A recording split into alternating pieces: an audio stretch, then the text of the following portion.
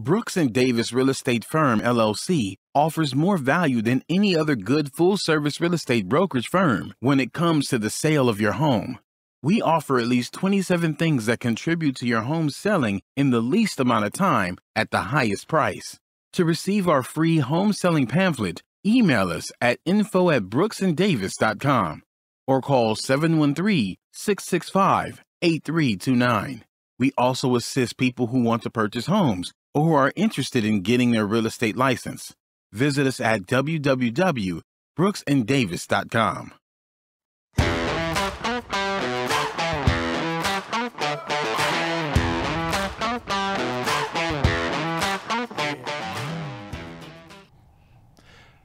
Welcome to the Prime Real Estate Network podcast. I'm your host, Rick Davis. I urge you to follow me on social media at Prime Real Estate Rick. Take a moment, follow me on Instagram and Facebook, search Prime Real Estate Rick, and you'll be able to keep up with all the latest with the Prime Real Estate Network podcast and also a lot of cool things that I like to post throughout the week.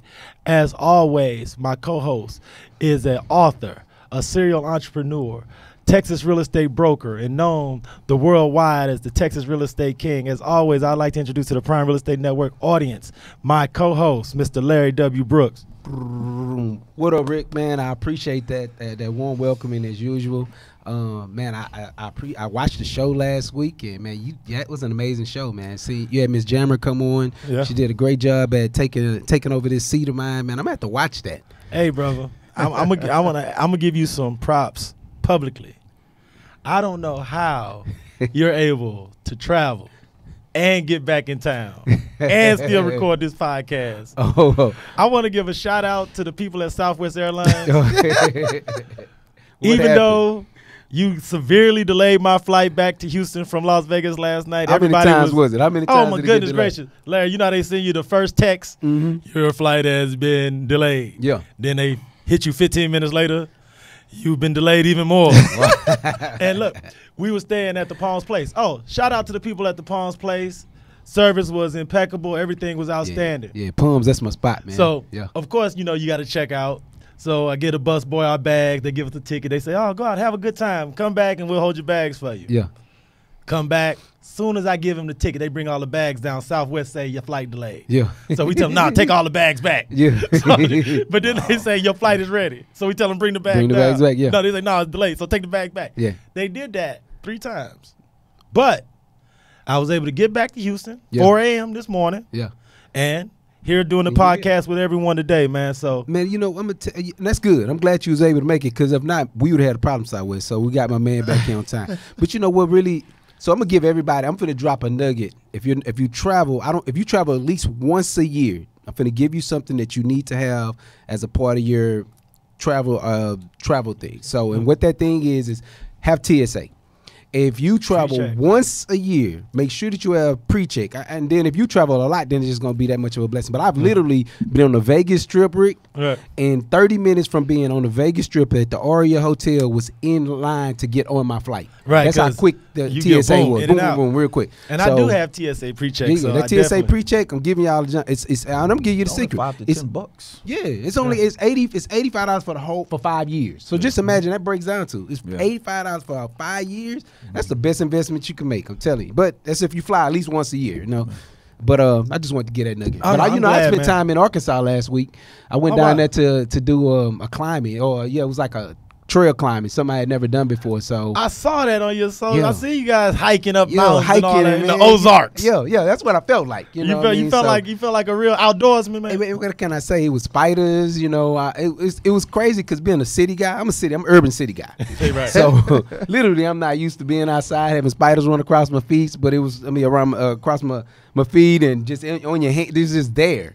But it was a humbling experience. But then you got back to nature because your phone doesn't work a lot of times out there, and so it was fun, relaxing. Was it a U trip or did you go? It was quite a few people. We came with some people from SFA, some alumni. Lumberjacks holding it down always. SFA, shout out. It's always fun because because I'm self-employed. I can take photos and post my photos whenever I choose to. But when you're going with people with 9 to 5s, they like, my job not going to understand me posting these today on a Wednesday and a Thursday. So I'm going to wait till the weekend. So they uploaded theirs a little bit after mine. So that's what I've been saying. I thought your photos was late. I was like, nah, Larry, we usually get your posts. Yeah, it's entertaining, I'm man. Curious, Larry, did you have issues with climate change? I did. You know, I had like a for me, because we were going up so high, I did have a short of wind a little bit on some of it because I just wasn't used to going up in that type of atmosphere. So yeah, I did. Yeah. Wow. Man, that's mad cool. Well, it's glad to have you back. No doubt. I'm glad to be here. We have 2 outstanding guests, yes, sir, on the show today. And for everyone who's tuned in, today's episode is entitled Your Future Redefined. The reason that we chose that title for today's episode is because talking to other real estate professionals and Mr. Brooks, something that we all feel like is really important to get out as far as a concept and education is to let all those recent college grads, all those early professionals, all those in mid-management who could be defined as millennials, we want to make sure everyone understands that even though they may not think they are ready to move forward and invest in real estate, chances are you're in a lot better financial position than even you realize. So I would like to introduce both of our guests that's going to illustrate some of those concepts to you today. The first is the Assistant Vice President and the Mortgage Banking Officer with BBVA. His name is Mr. Darryl Bowles Jr. I'd like to welcome him to the podcast. Thank you, sir. Thank you. Happy to be here. With Brother Brooks, I've known him for some time. We've served on the board together. And, yes, sir. And glad to meet you gentlemen here today also. No, I'm thank you so much for carving some time out of your schedule, sir, because the work that you're doing on the lending end, making home ownership dreams reality for people, is something that I think doesn't get enough congratulations, because owning your own home, especially in this country, is something that I think those who own homes may take that for granted. And I think those that don't own homes understand how important it is, but they don't understand it's a dream that they can realize as well. So you being able to connect those people, educate, and help them realize a goal that they may not have thought that they could realize for themselves, I want to thank you publicly for doing that, because I definitely know that it's definitely an invaluable service. Awesome. Now, I wanted to ask you this, too, before I introduce our second guest. You being a mortgage banking officer, what are some of the things that you try to educate your clients on as far as home lending in general? Okay. Really just getting out there and letting people know that it is easy to own a home. Houston is a very competitive market. There's so many different programs, and there's so many people that believe that you need 20% down or what have you, or things like that. So we get out with BBVA. We get out at least once a month in the community and just do home buyer workshops and just getting out. I love that, being able to, a couple weeks ago, I was over at the Urban League, and they had at least about 50 people over there. And just being able to get out there and answer the questions, so people know that it is really easy to get pre-approved. And there's so many great realtors like you guys that are out here to get out there and help them make that a reality. I know, Darryl, and you are definitely someone who makes himself accessible out in the community. Most definitely. You're always out and about networking and educating. So there's going to be people who see this podcast who's going to see you on the show. And it's like, I met him before. Right. So right. I think that's going to be something cool that bridges that gap between an initial introduction and somebody reaching out to you for your services. Most definitely. So I want to thank you so much for being here today. Our second guest, and we are very, very excited to have him sitting in today. He is the team leader of the Bennett team over at Keller Williams. He leads a team of real estate professionals that provide the highest quality service for people who are looking to buy, sell, or invest in residential or commercial real estate anywhere in the great state of Texas. And I would like to introduce to the Prime Real Estate Network audience our second guest this week, Mr. Garland Bennett. Thank you for having me. Thank you for having me, guys.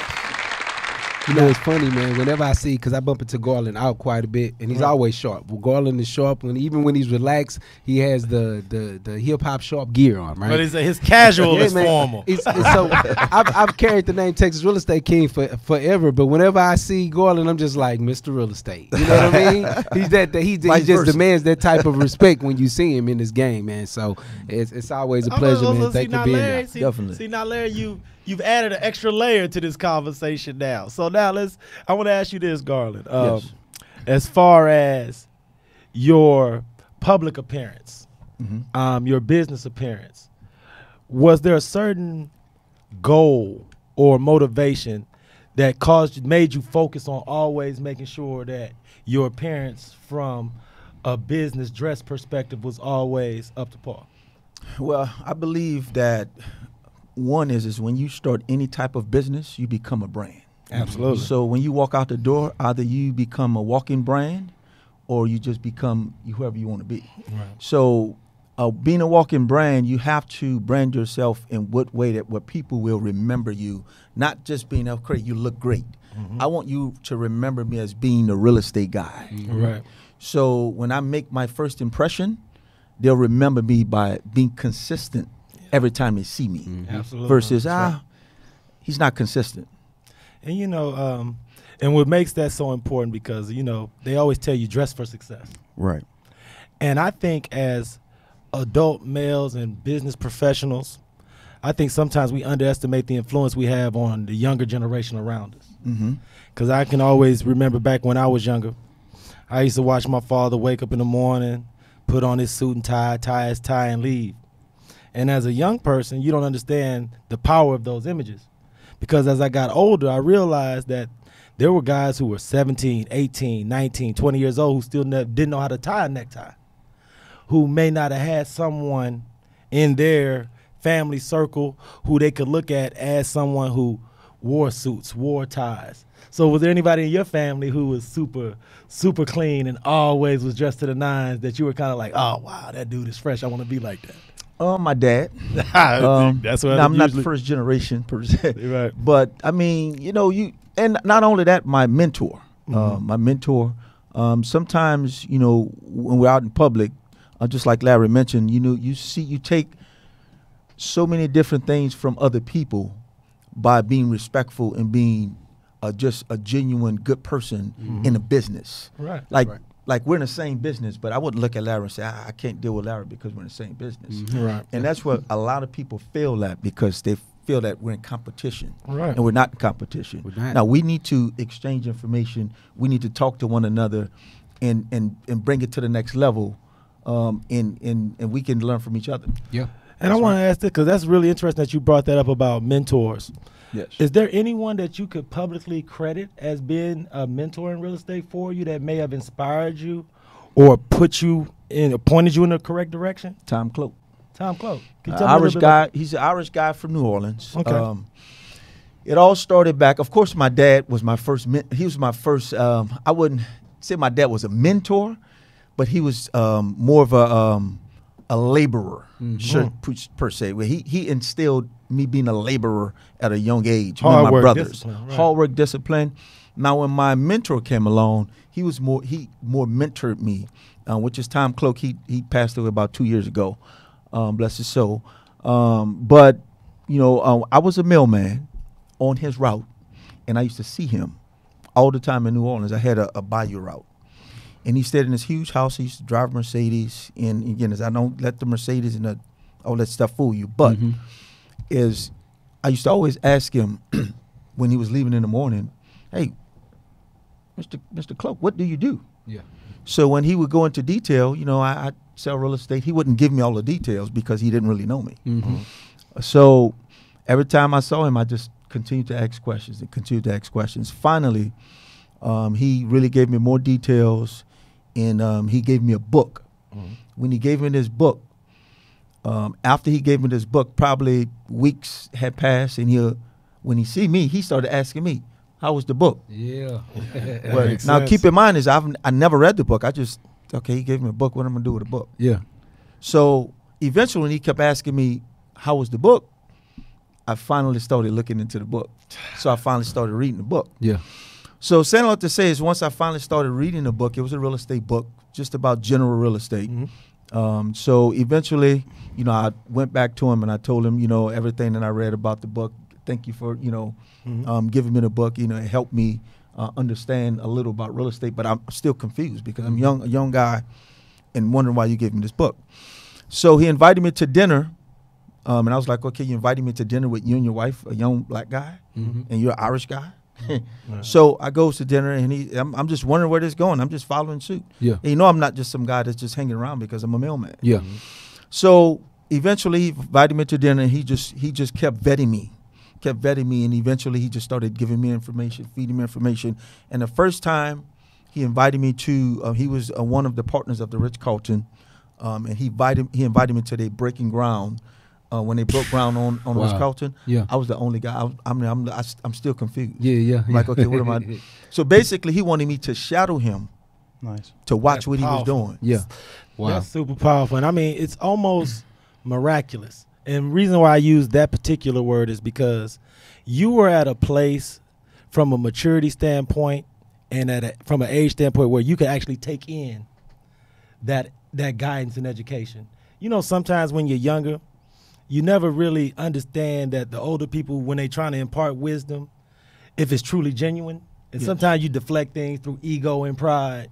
But it seemed like it was that perfect time where you could actually take in and you were actually reaching out for more education. I want to ask you the same thing, Darryl, because being a young gentleman of color in the mortgage industry, how did you get into the mortgage industry? What was your life like before you were actually with BBVA, and was there anybody that you could publicly credit for pointing you on the right direction to help you get to where you are now? Most definitely, yes.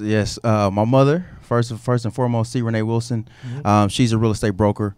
I started in the crisis my career as a real estate agent in her office. So we had a couple foreclosure accounts.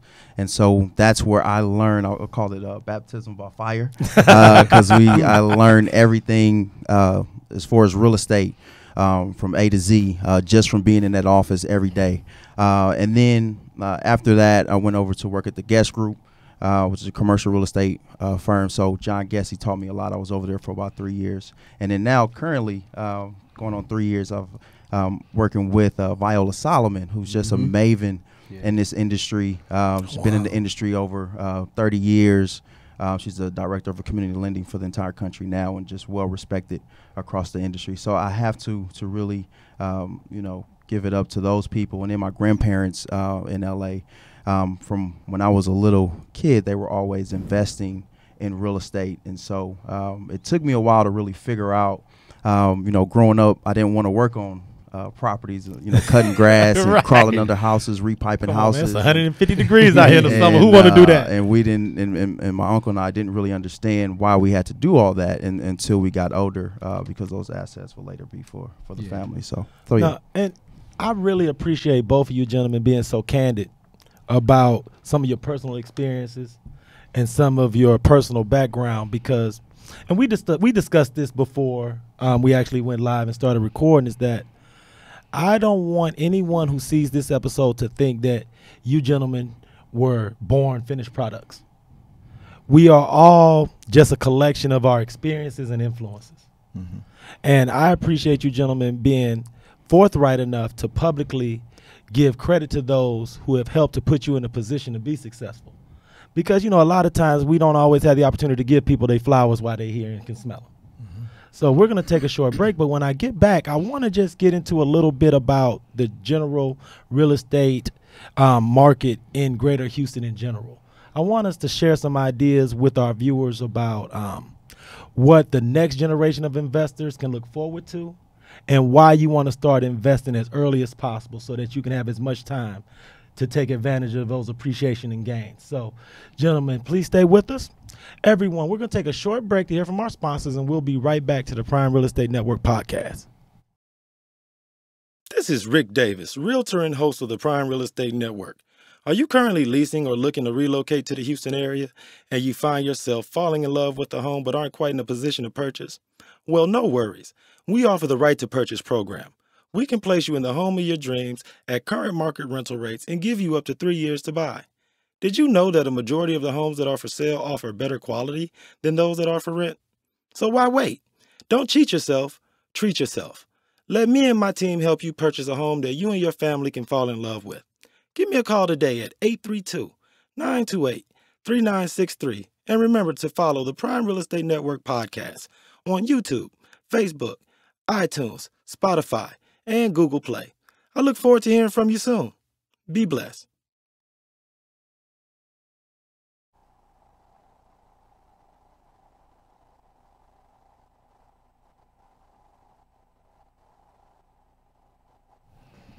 Welcome back to the Prime Real Estate Network podcast. I'm your host, Rick Davis.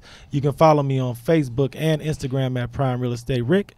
My co-host is the Texas Real Estate King, Mr. Larry W. Brooks. And our guest this week is Mr. Darryl Bowles Jr., Assistant Vice President and Mortgage Banking Officer with BBVA, and Mr. Garland Bennett, Realtor and leader of the Bennett team of Keller Williams. Thanks for being with us this week, gentlemen. Thank you. Yes, sure. Thank you. I wanted to talk to both of you gentlemen about the general state of real estate right now in Greater Houston. How do you gentlemen feel the market is evolving, and how those next generation of investors can take advantage of today's market and get involved in real estate investing? Okay. Well, I was at the NARAB 72nd National Conference last week, and one of the stats that was brought up that was really interesting to me was that they were talking about home ownership rates in the different communities. And in the African-American community, it dropped to 40% compared to Hispanic. So before the crisis, we were up around close to 50%, us in the Hispanic community. And I believe whites were always closer to 70%. And so after the crisis, we dropped to about 42%. And now, since then, the Hispanic community has gone up to 47, but our community has gone back to 40%. And I was just baffled by that. And I was just like, why? Like, why is that?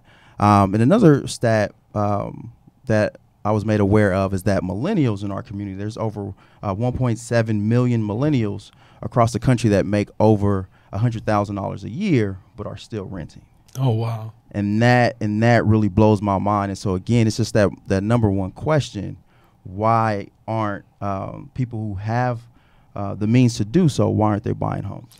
Exactly, because what is so astounding about that last stat that you just mentioned, because if they're making more than $100,000 a year, then if they are renting, they're renting something that is of a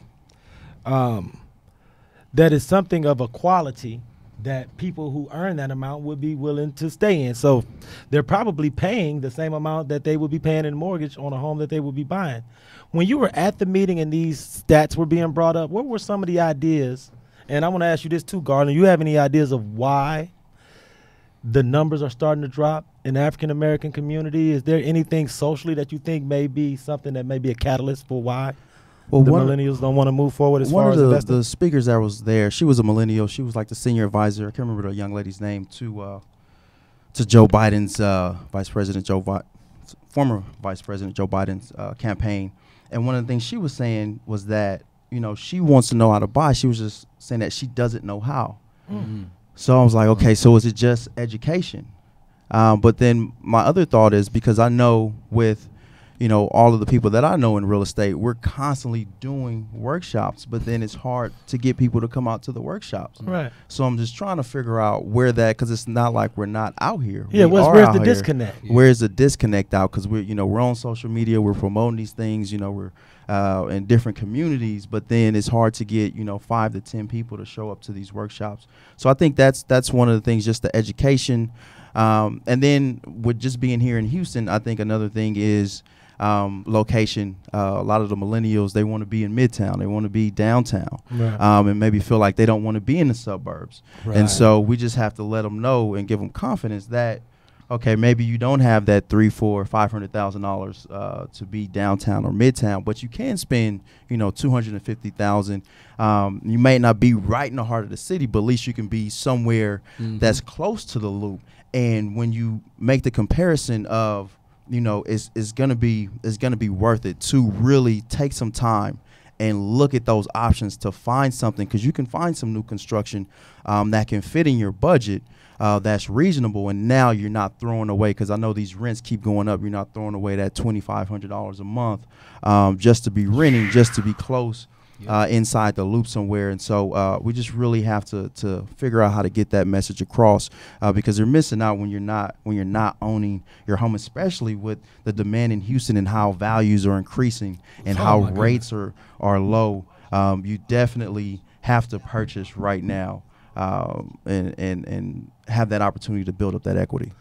Mr. Bennett, when you meet that next generation, those new professionals, those recent grads, what do you use as a motivator for them to take moving forward as far as home ownership as serious as you believe they should? Because the sooner you get started, the sooner you can reap the rewards of real estate appreciation.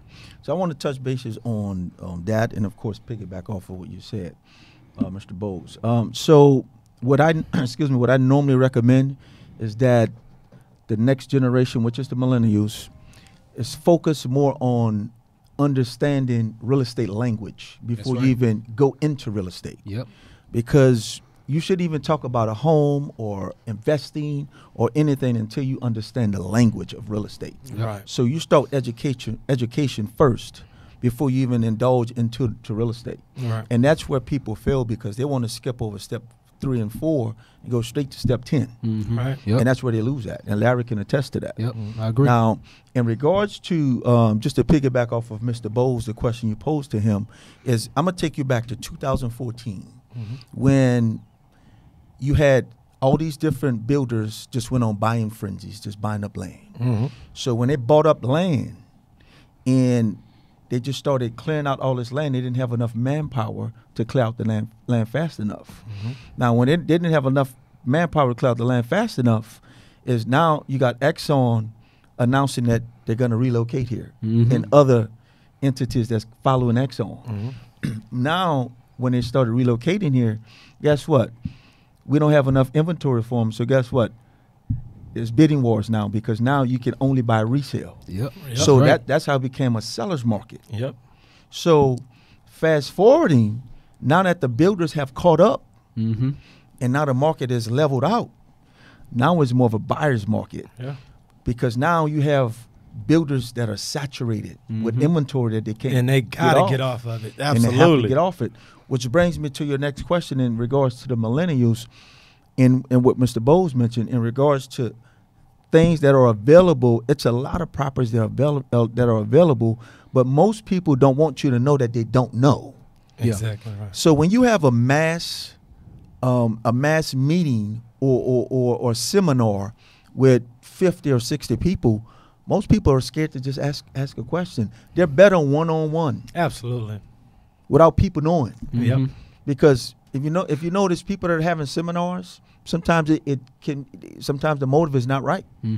It can be for, okay, I just want to, at the end of this seminar, I want to sell you a package for $200. Especially ones that's coming from out of town. Stop it, Larry. We I can't was talk with about them that on ones- wax, Yeah. man. Not So- on wax, Coming from bro. out of town, So- it's so, always yeah. you catch you now. Yeah. So The the upsell. yeah, Nice so the main upsell. so I mean the main thing is my main goal is always education when it comes to, let me help you understand the process rather than, no, let's talk about the business. No, let me help you understand the process first.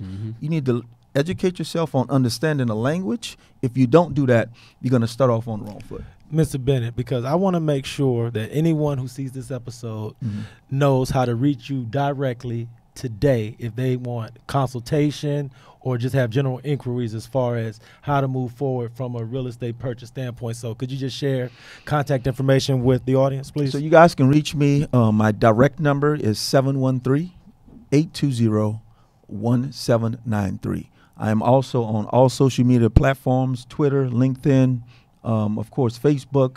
My Facebook name is Garland Bennett. My business Facebook is also The Only Mr. Real Estate LLC. It's the same name that's on Instagram as well. Absolutely. Thank you. And Mr. Bowles, please share with the audience all your contact info, because I always tell my clients the first step of home ownership is reaching out to a mortgage professional. So please let them know how they can get in contact with you, sir. Yes, so you can get in contact with me at my my work phone cells 281-658-8933. My social media, Facebook is my name, Darryl Bowles. IG is King_Bowles. Can I do a quick plug for one of my programs? Absolutely, please. Awesome. And so one of the programs that we have that we're in the community is specifically for either low to moderate income borrowers, or if your income is 80% or below the median income for the area. So for Harris County, it's right at if your income is right below $60,000, we do have no down payment program. So it's no down payment, no mortgage insurance, and then we help with up to $3,500 towards the closing costs. And so it's a really good program. BBVA, we made a commitment, 5-year commitment, to put $11 billion back into some of these lower LMI communities. We've already hit that goal in 5 years, so I was concerned they were going to do away with the program, but they did not, and we've actually added a couple more programs with the FHA Plus and VA Plus, where we help with the closing costs for those programs also. So I just wanted to do a quick plug absolutely, on because those those things are absolutely invaluable. Yeah. And I want to thank you for sharing that information, because right now is definitely the time to move forward with all those down payment assistance dollars that are available. Right. No time is like the present. Right. Mr. Brookster, are there anything you want to share with the audience in closing? Nope. What did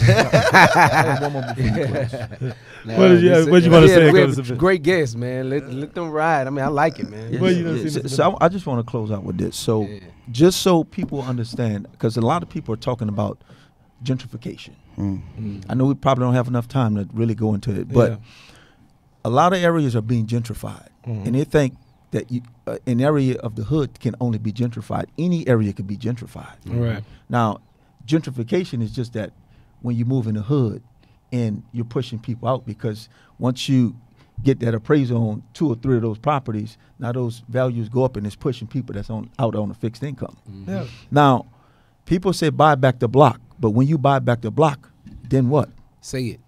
That's right. What? Are you pricing it so that the block can move back in? Ooh. Exactly. But they're not. Exactly. Oh, that's that's come on now. That's exactly. For me. Yeah. Exactly. That's how I look at it. So exactly. We have to set up an episode just for that, unless we're going to go into overtime. Exactly. You going to hit us with this gym on the way out? That's it's terrible. Because it's trending right now. Yeah. People have to understand that you can buy back the block, but people don't understand it. It's the same definition we're just talking about, understanding the language of real estate. Yeah. They hear it. All they hear is income. Yeah. But they don't know it's more to it. Yeah. Because if you tell me buy back the block as an African American, and I buy back the block, once I buy back the block, then what? Who moving there? Exactly. And that's been my thing. When I hear it, I'm like, okay, you buying back the block. You're buying the block, but now you're overpricing it, so the people that live on the block still cannot afford to be there anyway. Right. Oh, so my God. I've seen a few changes as far as them trying to get the price margins back down, but it's just not working, man. I mean, you can buy a home, but if you buy a home in that area and you can't get it down to 150, people still can't afford it. Right. And you buying the block, but you buying it and selling it at 250. The block ain't moving back in. And as you can hear from the gentleman, everyone. I apologize. No, are you serious? No, because that's a subject though. I love this, Larry, because what this just tells me is that we need to actually have a formal episode just talking about urban gentrification, what that really means, and helping to define some of these buzzwords. Because I agree with all you gentlemen. I think there are a lot of real estate terms that get used and thrown around loosely that the general public do not understand at all. Yeah. So that's another subject for another time. I want to thank everybody who tuned in this week. I want to thank our guests, Mr. Garland Bennett, Mr. Darryl Bowles Jr., and as always, I want to thank my co-host, Mr. Larry W. Brooks. Follow us on social media. If you need anything, if you're looking to buy, sell, or invest, go to our website at brooksanddavis.com. If you're looking for the finest in men's and women's hats, fedoras, sunglasses, and apparel, stop by our sponsor at shopelitestyle.com. On behalf of myself and the Texas Real Estate King, thank you very much, and we'll see you all next Thursday on the Prime Real Estate Network podcast. Brooks and Davis Real Estate Firm, LLC is marketing a property for sale right now that you can buy. These properties range from land lots for under $20,000 to move-in ready homes $500,000 and more, along with everything in between. To see this week's list of properties for sale you can buy now, go to bit.ly/BDREF weekly list. That's bit.ly/BDREF BDREF weekly list. If you plan on selling some real estate and you need it on the weekly list, call 713-665-8329 to speak with someone about it.